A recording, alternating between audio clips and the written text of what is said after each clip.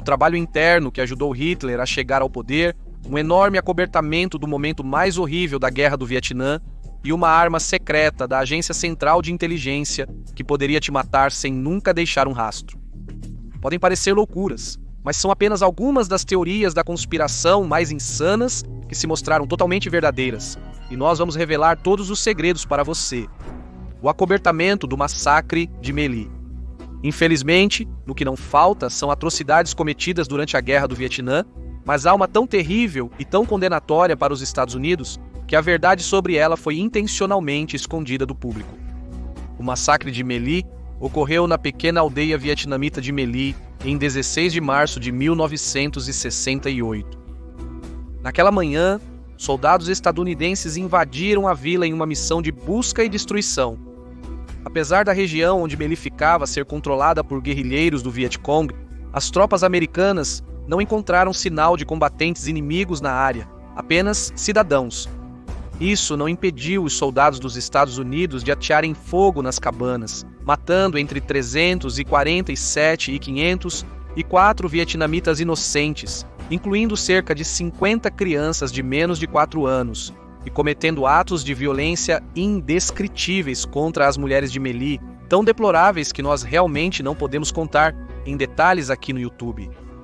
Ainda pior, as ações bárbaras dessas tropas foram inicialmente elogiadas pelos Estados Unidos, pois relatórios forjados afirmavam que mais de 120 desses civis desnecessariamente assassinados eram, na verdade, do Vietcong. A verdade sobre o massacre de Melly só emergiu um ano depois, tornando-se um símbolo emblemático dos esforços de guerra dos Estados Unidos no Vietnã. O conflito já havia sido muito criticado e protestado, e agora parecia que a América perdera qualquer senso de moralidade quanto às ações de suas tropas no Sudeste Asiático. Segredos militares relacionados aos assassinatos tornaram tudo ainda mais chocante quando vieram a público, com ex-soldados, falando abertamente sobre o ocorrido. Esses não foram apenas crimes contra a humanidade cometidos contra mulheres e crianças inocentes por tropas americanas, mas também atos que a liderança do exército dos Estados Unidos conspirou para encobrir. Entre a série de cortes marciais que se seguiram, o tenente William Calley foi acusado de liderar o massacre de Melly e, como resultado, foi condenado por assassinato premeditado e sentenciado à prisão perpétua. Revoltantemente, ele cumpriu apenas 3 anos e meio de prisão domiciliar antes de ter sua sentença comutada, a pedido do então presidente Richard Nixon. Mas se você acha isso loucura, não é nada comparado às bizarrices conspiratórias reveladas nos relatórios do Comitê Church. Nomeado em homenagem ao senador dos Estados Unidos, no comando Frank Church, que presidia o Comitê Especial do Senado para estudar operações governamentais relacionadas a atividades de inteligência. Esta foi uma investigação do Senado de 1975 sobre supostas atividades ilegais conduzidas pelas próprias agências de inteligência dos Estados Unidos, incluindo o Departamento Federal de Investigação, a Agência Central de Inteligência e a Agência de Segurança Nacional. O Comitê Church descobriu várias tentativas de assassinato de líderes políticos de outros países, incluindo o presidente Fidel Castro de Cuba e os presidentes da República Dominicana e da República Democrática do Congo. Houve também o Counterintelligence Program, uma operação secreta conduzida pelo Departamento Federal de Investigação para infiltrar organizações domésticas específicas, como ativistas dos direitos civis, feministas, ambientalistas, pessoas que protestavam contra a Guerra do Vietnã e comunistas. Esses grupos eram vistos como subversivos e foram alvo de esforços para difamá-los. O Comitê Church também revelou o projeto Mockingbird, um esforço da Agência Central de Inteligência para explorar suas relações com jornalistas e controlar o fluxo de informações da imprensa. O projeto Minaret, por sua vez, envolvia a Agência de Segurança Nacional, trabalhando com empresas de telecomunicação para monitorar indivíduos em uma lista de vigilância, uma lista que incluía o senador Church e outros membros do Comitê Church.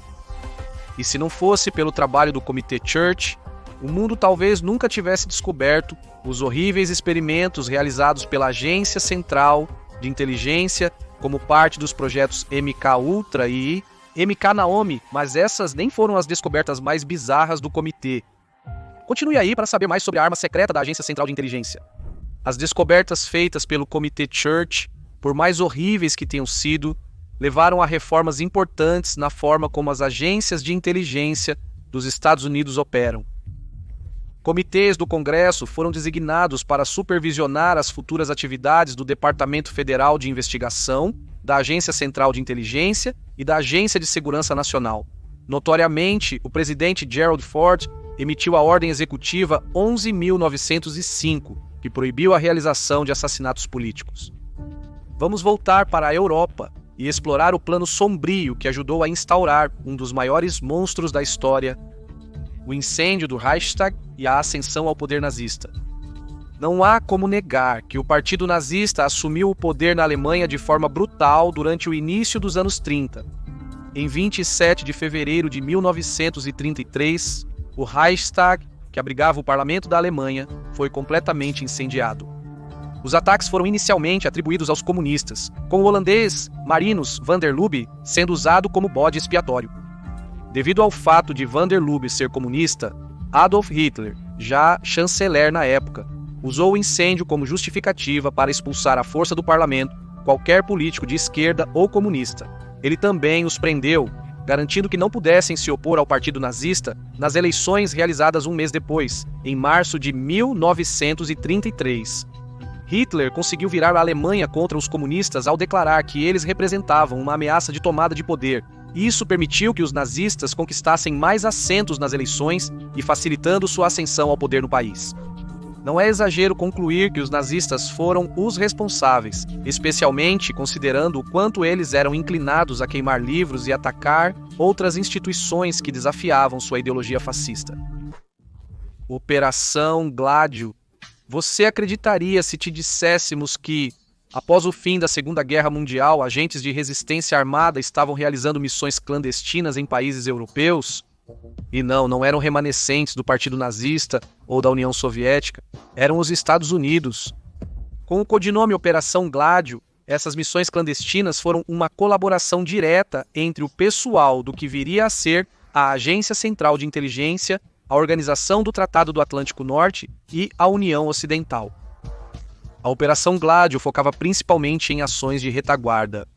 Isso envolvia países posicionando agentes infiltrados em seus próprios territórios, que permaneciam inativos até serem ativados em caso de uma invasão inimiga por nações como a União Soviética, que estava gradualmente aumentando seu poder. Esses agentes de retaguarda estabeleceriam movimentos de resistência dentro de seus países de origem. Então, caso ocorresse um ataque soviético, eles permaneceriam em seus postos e atuariam como espiões por trás das linhas inimigas. Mas afinal, do que realmente se tratava a Operação Gladio? Agentes foram utilizados para realizar assassinatos políticos, guerra psicológica e operações de falsa bandeira. Essencialmente, um conjunto de ações nefastas contra partidos de esquerda na Europa Ocidental.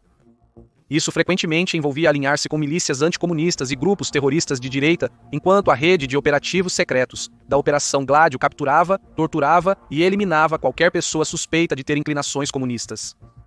Até hoje, o Departamento de Estado dos Estados Unidos nega que seus próprios agentes apoiavam grupos terroristas, afirmando que a Operação Gladio era apenas um meio de ajudar os países da Europa Ocidental a resistir a uma possível invasão soviética.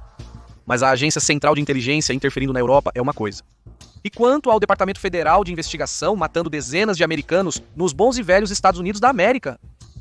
Durante a era da proibição, o Departamento Federal de Investigação participou de iniciativas para desenvolver métodos que impedissem contrabandistas de fabricar álcool ilegal.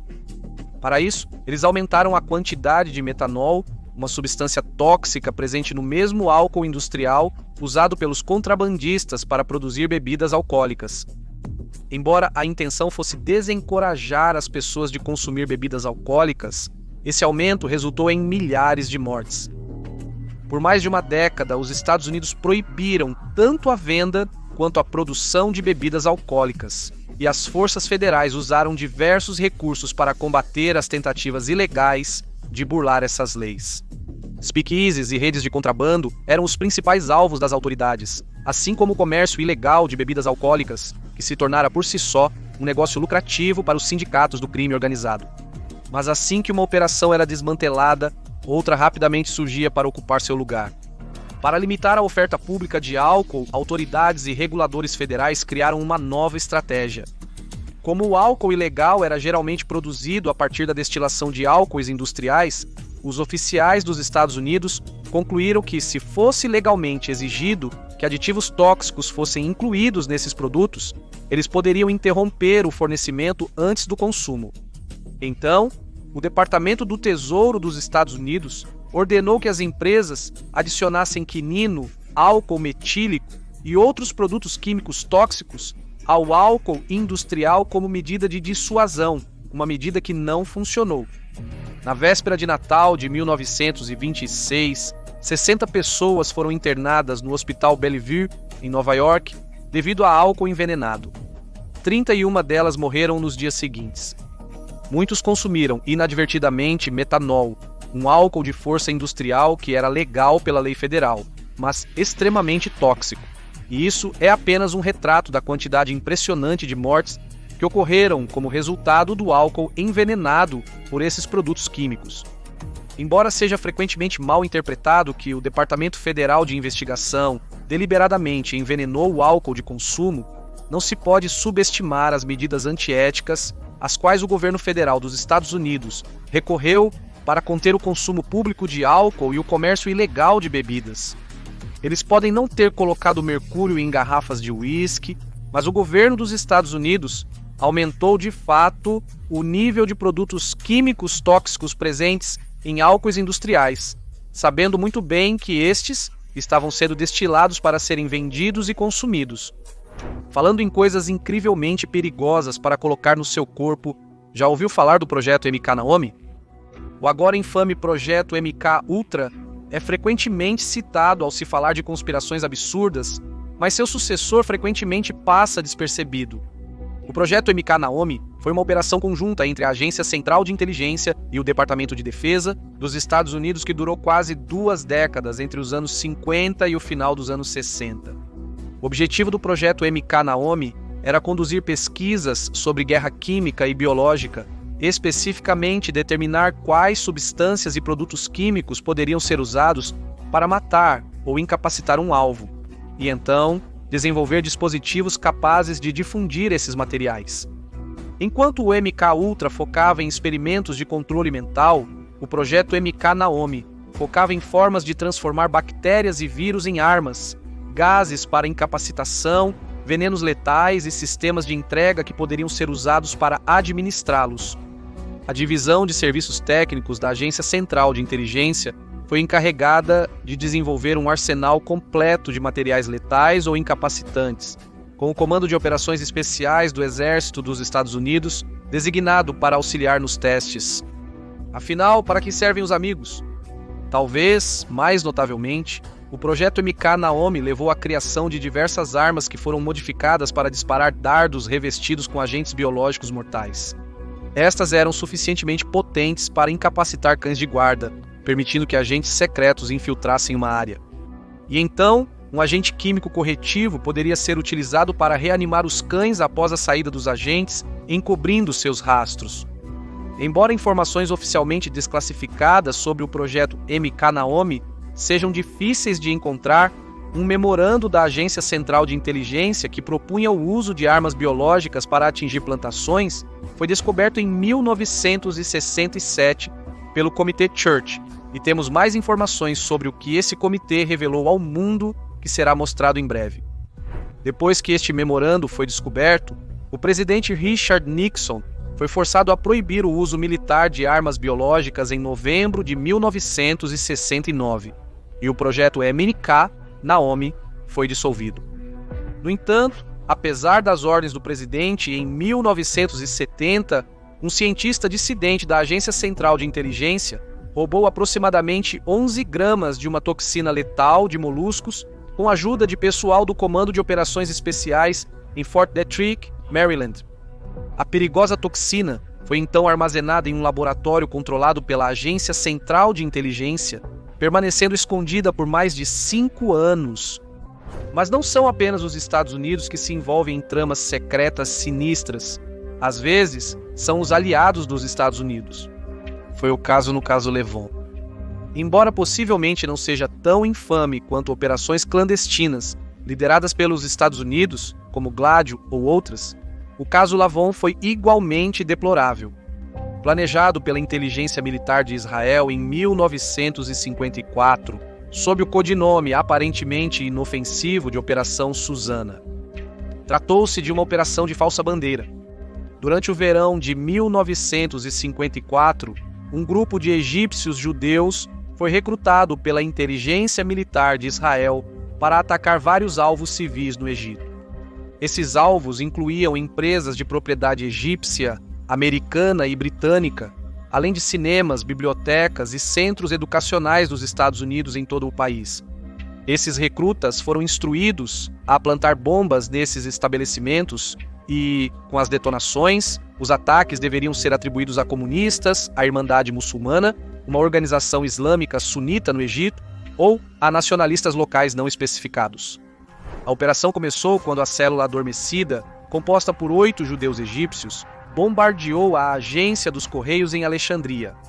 Em poucas semanas, outros 6 edifícios também foram alvos, até que o governo egípcio foi eventualmente alertado, supostamente pela pessoa que supervisionava a operação, sobre onde o próximo bombardeio estava planejado para ocorrer.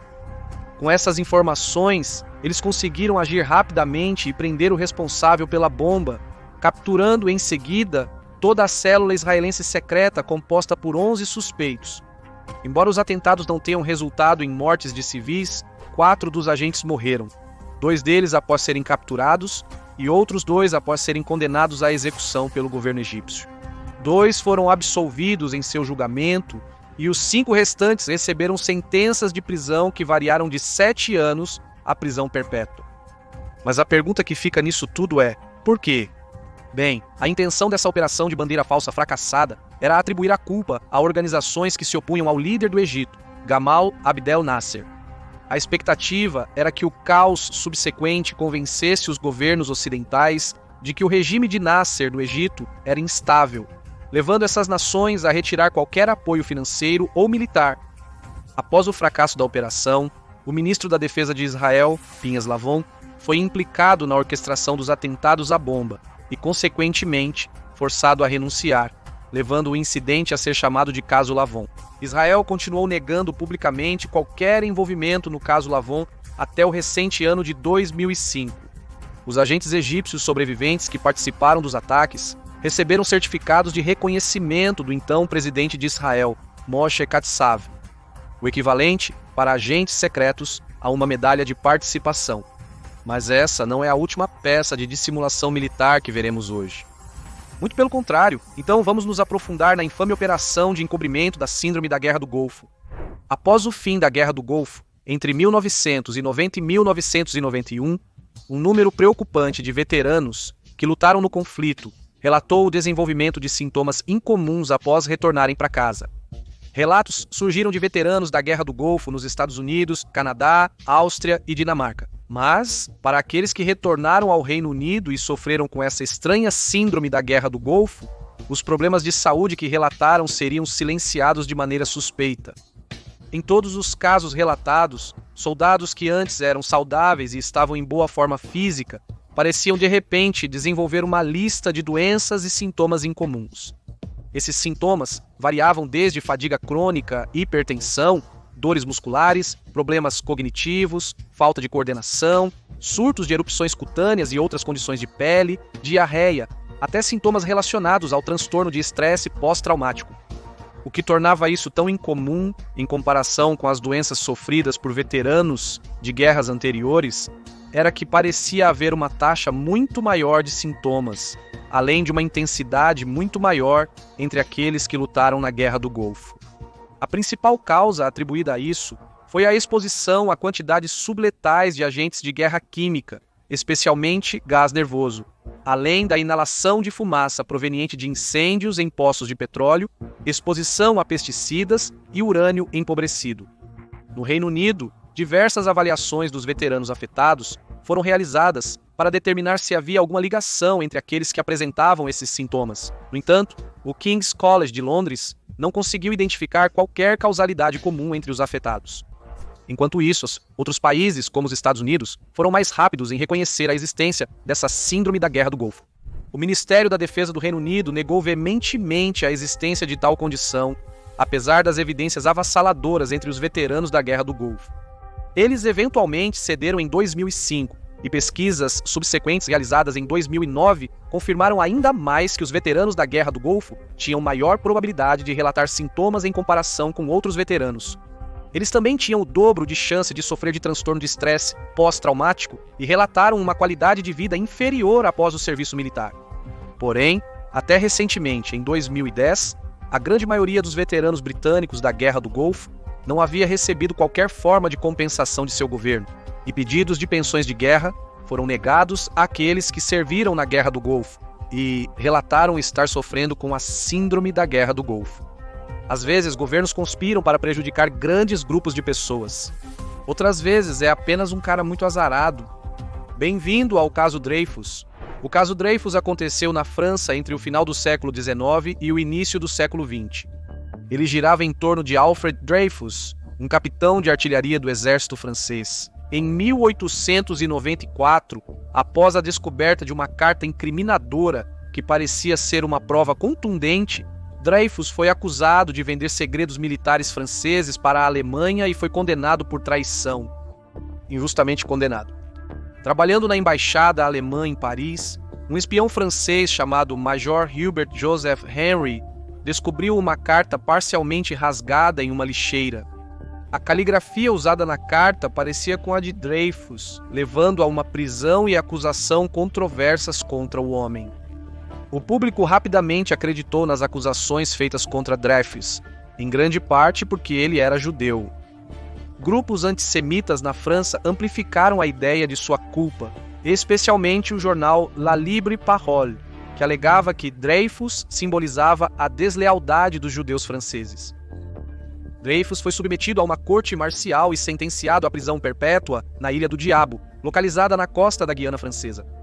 Em uma angustiante cerimônia pública após sua condenação, ele teve as insígnias arrancadas de seu uniforme e sua espada quebrada antes de ser levado em desfile diante de uma multidão que lhe dirigia insultos antissemitas e até mesmo exigia que Dreyfus fosse executado por traição. Em 1896, no entanto, surgiram evidências que implicavam outro oficial francês, Ferdinand Walsin Esterhazy, como o verdadeiro traidor. Isso começou a mudar o apoio público a Dreyfus, mas após a corte marcial subsequente de Esterhazy, ele foi rapidamente declarado inocente e fugiu do país. Dreyfus foi submetido a uma segunda corte marcial em 1899, sendo novamente considerado culpado, embora a França continuasse profundamente dividida sobre o caso. Dias depois, Dreyfus recebeu um perdão completo do presidente francês e, em 1906, ele foi totalmente exonerado e reintegrado ao exército. O antissemitismo é inegavelmente uma terrível mancha no planeta, assim como guerras nucleares. E a quem temos que agradecer por isso? O Projeto Manhattan, é claro. Em um mundo pós-Oppenheimer, quase todo mundo já ouviu falar do Projeto Manhattan, o infame programa colaborativo de pesquisa e desenvolvimento da Segunda Guerra Mundial, realizado entre os Estados Unidos, o Reino Unido e o Canadá, que resultou na criação das primeiras armas nucleares, alterando irreversivelmente o curso da história. Entre os anos de 1942 e 1946, o projeto culminou em dois tipos distintos de bombas: a Tin Man, uma arma nuclear baseada em fissão, e a Little Boy, uma arma nuclear de tipo implosão, mais complexa, ambas projetadas pelo físico nuclear e destruidor de mundos em pessoa, Robert Oppenheimer. Mas na época, o conhecimento público sobre o Projeto Manhattan era extremamente limitado. O objetivo dos oficiais de segurança ligados ao Projeto Manhattan era impedir que informações sobre o desenvolvimento das bombas atômicas chegassem à Alemanha nazista e seus aliados do eixo, em particular ao Japão, que sofreria os primeiros ataques nucleares da história como resultado direto do Projeto Manhattan. Os detalhes do programa também foram mantidos em segredo da União Soviética, embora a União Soviética estar alinhada com os Estados Unidos, o Reino Unido e outras forças aliadas. Os Estados Unidos, no entanto, os consideravam um potencial inimigo futuro. Contudo, alguns espiões soviéticos conseguiram infiltrar a sede do Projeto Manhattan em Los Alamos e disseminaram informações sobre o programa de volta para a Rússia, o que ajudou a acelerar o desenvolvimento das próprias bombas nucleares soviéticas. Houve também uma quantidade surpreendente de vazamentos durante a década de 1940 por parte de jornalistas americanos. Alguns deles eram pequenos e sem importância, mas outros foram bem mais comprometedores. Durante o período da Segunda Guerra Mundial, os Estados Unidos operaram um programa de censura voluntária da imprensa, que permitia ao escritório de censura repreender severamente jornalistas que escrevessem sobre tópicos de uma lista proibida. Basicamente, qualquer censura que acontecia geralmente era implementada depois que informações importantes já haviam sido publicadas. Uma das piores violações relacionadas ao Projeto Manhattan ocorreu em 1944, quando um repórter do jornal Cleveland Press, chamado, infelizmente, John Raper, descobriu que uma operação militar estava acontecendo em Los Alamos enquanto ele estava de férias no Novo México. Raper não fazia ideia de que bombas atômicas estavam sendo desenvolvidas lá, mas relatou erroneamente a localização e o tamanho aproximado de uma instalação militar secreta de ciência. Ele ainda forneceu relatos locais sobre explosivos sendo testados no local e, pior ainda, revelou o nome de Oppenheimer como diretor científico do Projeto Manhattan. A pedido do Major-General Leslie Groves, diretor do Projeto Manhattan pelo Exército dos Estados Unidos, o escritório de censura conseguiu impedir que quaisquer artigos de acompanhamento fossem publicados. Isso incluiu um que estava sendo planejado pela revista Time, para garantir que mais informações sobre o projeto não se espalhassem. Groves também cogitou convocar John Raper para o serviço militar como retaliação pelo artigo, mas desistiu ao saber que o jornalista já tinha mais de 60 anos, uma idade nada apropriada para ser forçado ao serviço militar. Agora, passamos para um estudo científico que ultrapassou limites morais e éticos em uma escala verdadeiramente sem precedentes. O experimento de sífilis de Tuskegee foi uma pesquisa realizada entre 1932 e 1972, financiado pelo governo dos Estados Unidos e conduzido pelo Serviço de Saúde Pública dos Estados Unidos e pelos Centros de Controle e Prevenção de Doenças. O objetivo do projeto era examinar os efeitos e sintomas da sífilis quando não tratada. Na época, não existia cura conhecida para a doença. Para realizar suas observações, o Serviço de Saúde Pública recrutou cerca de 600 meeiros afro-americanos em situação de pobreza, 399 com sífilis e 201 sem, muitos dos quais nunca haviam sequer consultado um médico antes. Eles foram atraídos por uma oferta de cuidados médicos gratuitos. No entanto, os responsáveis pelo estudo deliberadamente se recusaram a explicar exatamente o que estavam investigando nesses homens, que se tornaram, sem saber, sujeitos de teste. Os participantes do experimento de sífilis de Tuskegee foram falsamente informados de que estavam sendo tratados por sangue ruim, um termo coloquial e vago usado na região para descrever uma série de diferentes doenças. Os participantes receberam placebos, como aspirina e suplementos minerais, sendo informados de que isso trataria sua condição. Entretanto, cerca de 15 anos após o início do estudo, em 1947, um tratamento para a sífilis foi descoberto na forma de penicilina. O Serviço de Saúde Pública se negou a informar esses homens sobre a verdade e também não lhes ofereceu o antibiótico amplamente disponível, que já havia se tornado o tratamento padrão para a sífilis. Na verdade, os pesquisadores não ofereceram nenhum cuidado médico a esses homens enquanto a condição deles progredia. Mesmo quando alguns começaram a perder a visão, sofreram outros problemas graves de saúde ou até ficaram mentalmente incapacitados devido à sífilis. Durante o curso do estudo, 28 participantes morreram diretamente por causa da sífilis e mais 100 morreram devido a complicações relacionadas à doença. 40 esposas dos participantes também foram diagnosticadas com a doença, que foi transmitida para quase 20 crianças. Um ano após a revelação da história e o início da revolta pública, o Congresso realizou várias audiências para investigar o experimento de Tuskegee.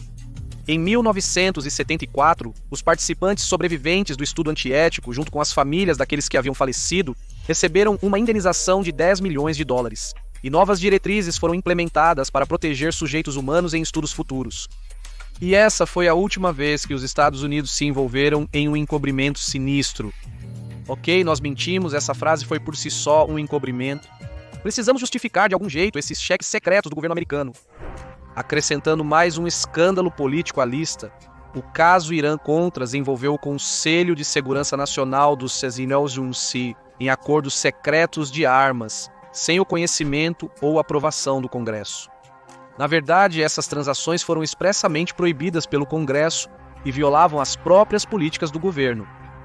Por meio do Conselho de Segurança Nacional, os Iqera trocaram mísseis e outras armas para libertar reféns americanos no Líbano, além de canalizar fundos para apoiar um conflito armado que ocorria na Nicarágua.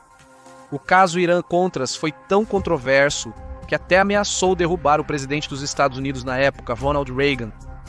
Depois que Reagan, um republicano, assumiu o cargo, seu alcance político foi limitado por uma maioria democrata na Câmara dos Representantes e no Senado americano. Mas uma de suas principais plataformas políticas era apoiar as numerosas insurgências anticomunistas ao redor do mundo, algo que os democratas não apoiariam. De fato, eles propuseram ativamente leis para restringir a influência da Agência Central de Inteligência e do Departamento de Defesa em conflitos externos. Na época, tanto o Irã quanto a Nicarágua enfrentaram mudanças significativas em seus regimes, com o primeiro derrubando seu governo pró-Ocidente, substituindo-o por um fundamentalista islâmico anti-Estados Unidos.